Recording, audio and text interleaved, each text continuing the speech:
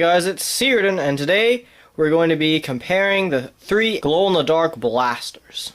So over the years, Nerf has made several glow-in-the-dark blasters. Some of them actually have the glowing properties inside them, and others just have glowing clips. But the first ever glowing blaster was the Electric Eel, which is a vintage Max Force blaster. But we're going to be starting with the N-Strike blasters here, and the first blaster was the Firefly Rev 8. So when the Firefly first came out, the main dart was the suction cup dart, and so it came out with the glow-in-the-dark suction cup darts. But we don't have any because they're sort of hard to get, so we'll just be using the standard clip-compatible glow-in-the-dark Screamline darts for all of our comparisons. So the Firefly has a little on and off button here, which you can just turn on, and now what you do is it doesn't actually turn any lights on yet, but when you pull the trigger, it makes a flash, and so that is what lights up your dart. So you can actually, it doesn't actually charge the darts while you're not actually firing them, so it's kind of an instant way to light up your glow-in-the-dark darts, and we'll see how well it actually works a bit later. Hey guys, it's Tom. So now the next glow-in-the-dark blaster was released a lot later in the N-Strike series, and it was the Raven. This is actually the Elite Raven, but the glow-in-the-dark system is the exact same, just the Elite one has better ranges, but it doesn't really matter for the purposes of our test. So basically, you would just take out this clip, which has this Firefly Tech symbol on it, which is like the glow-in-the-dark thing, but you flip this power button down here, and you see those lights now. And then you take your glow-in-the-dark Elite dart or Screamline dart, whatever, put it in there, and it'll charge the dart while it's in the blaster. As you can see here, you can kind of see the lights through there. So yeah, pretty good glow-in-the-dark blaster. We'll see how it compares to the other ones in the test.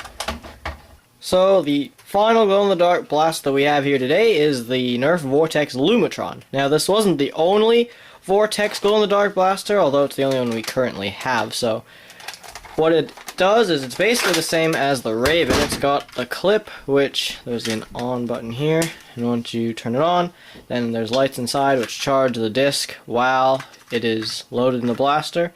And other than that, the Lumatron is basically just a Praxis, and it's a 10 dart clip. And we will now start with the Firefly for comparing them, like how well they actually glow. Okay, so our first contestant in glow-in-the-dark testing is the Firefly. So we're just going to be shooting it at that wall, and like we said earlier, it glows or flashes on every shot, supposedly lighting up the glow-in-the-dark darts, but we'll see about that. Okay, let's shoot. First shot. Well, to be honest, doesn't really glow very well. You can probably barely see it. Yeah, so we'll shoot one more, actually 2 more.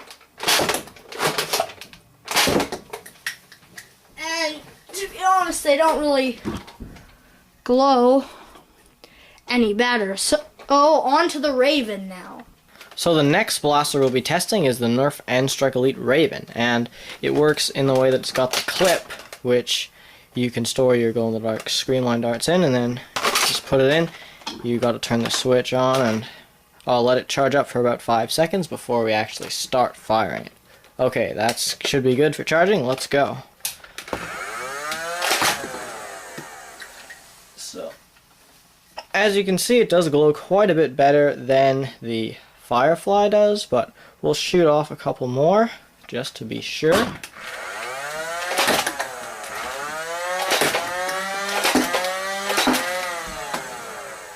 So now let's just see how those look.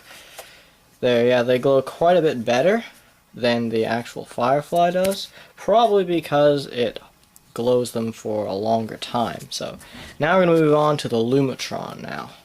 Our last glow-in-the-dark blaster we're testing today is the Nerf Vortex Lumatron. So, like the Raven, it has its clip that charges its glow-in-the-dark Vortex discs. So, we'll just let it charge for a minute, then we'll be ready to go. Okay, let's go. First shot. So as you can see here, it glows pretty well. We'll do another shot.